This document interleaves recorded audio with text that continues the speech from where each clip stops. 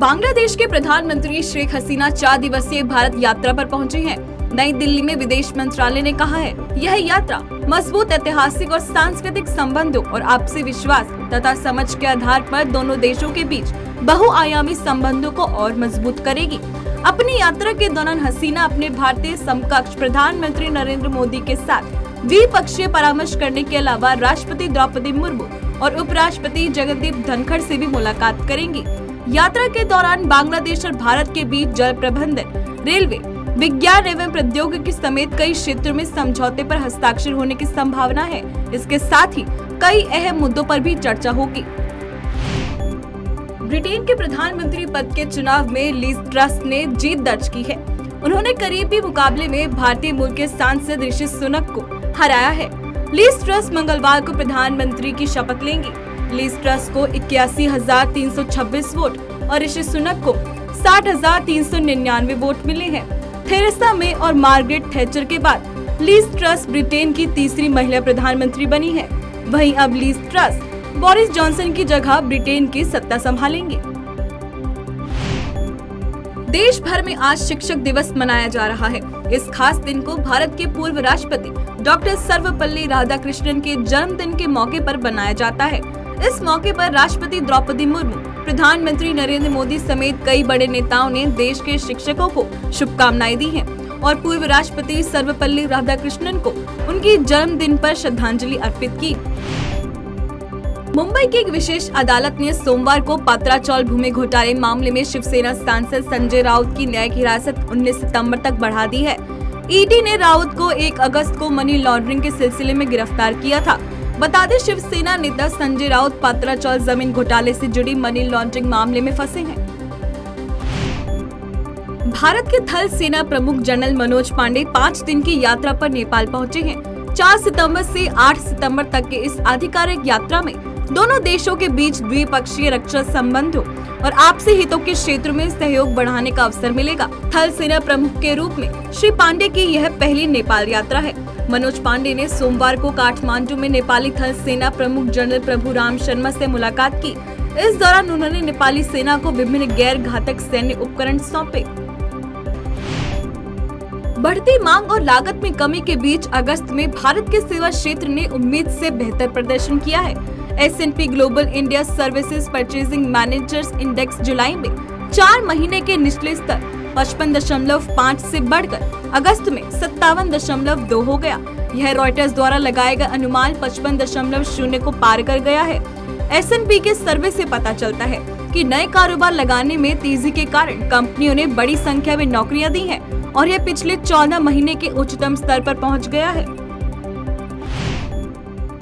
देश में उच्च शिक्षा संस्थानों को विनियमित करने वाले विश्वविद्यालय अनुदान आयोग ने शिक्षक दिवस 2022 के अवसर पर विश्वविद्यालयों, महाविद्यालयों एवं अन्य उच्च शिक्षा संस्थानों को 5 से 9 सितंबर तक शिक्षक पर्व मनाए जाने की अपील की है।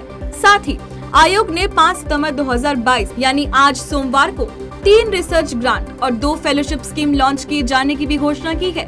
इसके साथ ही आयोग ने ई समाधान पोर्टल भी लॉन्च किया। इसके माध्यम से विद्यार्थी, अध्यापक मंडली और आम लोग अपनी उच्च शिक्षा संस्थानों से संबंधित समस्याएं आयोग को बता सकेंगे। दिल्ली सरकार की नई आबकारी नीति पर कथित घोटाले के आरोपों के बाद अब बीजेपी ने एक वीडियो जारी किया है। उस वीडियो में बीजेपी प्रवक्ता संबित पात्रा ने दावा किया है। उसमें दिख रहे शख्स आबकारी मामले में सीबीआई द्वारा दर्ज किए गए एफआईआर में 13 नंबर के शराब कारोबारी शनि मारवाह के पिता कुलविंदर मारवाह हैं। संबित पात्रा ने दावा किया है, इस स्टिंग में शराब कारोबारी शनि मारवाह के पिता कह रहे हैं, हर 12 करोड़ कमीशन में से 6 करोड़ काला धन बनाकर मनीष सिसोदिया और अरविंद केजरीवाल को देना होता है। अफगानिस्तान की राजधानी काबुल में रूसी दूतावास के पास आत्मघाती हमला हुआ है। रशिया टुडे समाचार के अनुसार रूसी दूतावास के एंट्री गेट के पास हुए धमाके में 20 लोगों की मौत हो गई है, जिसमें रूस के 2 राजनयिक भी बताए जा रहे हैं। अफगानिस्तान प्रशासन की ओर से जानकारी दूतावास के गेट पर पहुंचने से पहले ही आत्मघाती हमलावर को गोली मारकर ढेर कर दिया। गोली लगने के बाद जोरदार धमाका हुआ, जिसमें वहां मौजूद लोगों की मौत हो गई। हॉर्न ऑफ अफ्रीका के नाम से पहचाने जाने वाला सोमालिया अकाल के कगार पर खड़ा है। संयुक्त राष्ट्र के मानवाधिकार कार्यालय के प्रमुख ने इसको लेकर चिंता व्यक्त की है। सोमालिया वर्षों से गृह युद्ध की चपेट में है। गरीबी, भुखमरी, भ्रष्टाचार के बीच छिड़े गृह युद्ध ने इसकी आर्थिक हालत को पस्त कर दिया है। ऐसे में संयुक्त राष्ट्र ने यहाँ पर जल्द मदद भेजने की अपील की है। बता दें, पहले से सोमालिया वर्षों से गृह युद्ध की मार झेल रहा है। उत्तर प्रदेश के लखनऊ में हजरतगंज इलाके में एक होटल में शॉर्ट सर्किट की वजह से भीषण आग लगी। हादसे में 2 लोगों की मौत हो गई है, जबकि 20 से ज्यादा लोगों को निकाला गया है, जिसके बाद प्रदेश के मुख्यमंत्री योगी आदित्यनाथ घायलों से मिलने अस्पताल पहुंचे। ने कहा कि जम्मू प्रदेश में मातृभोजन योजना को लागू किया गया है। स्कूल में पढ़ने वाले बच्चों की माताएं स्कूल में पके हुए भोजन की गुणवत्ता जांच कर अपने सुझाव देंगी। उन्होंने कहा कि इसके पीछे मिड डे मील की गुणवत्ता को पुख्ता करना उद्देश्य है। सिंह ने बताया, आओ स्कूल चले अभियान के तहत शैक्षणिक सत्र 2021-22 में बच्चों के नामांकन में 14.5% की वृद्धि हुई। लद्दाख के उपराज्यपाल आर.के. माथुर ने कहा कि देश की पहली नाइट स्काई सेंचुरी लद्दाख के हनले क्षेत्र में अगले 3 माह में बनकर तैयार हो जाएगी, जिससे खगोल पर्यटन को बढ़ावा मिलने के साथ अर्थव्यवस्था को भी पंख लगेंगे। बता दें कि नाइट स्काई सेंचुरी परियोजना के लिए लद्दाख स्वायत्त पहाड़ी विकास परिषद, लद्दाख प्रशासन और इंडियन इंस्टीट्यूट ऑफ एस्ट्रोफिजिक्स में त्रिपक्षीय समझौता हुआ है। इस परियोजना से स्थानीय अर्थव्यवस्था को पंख लगेंगे।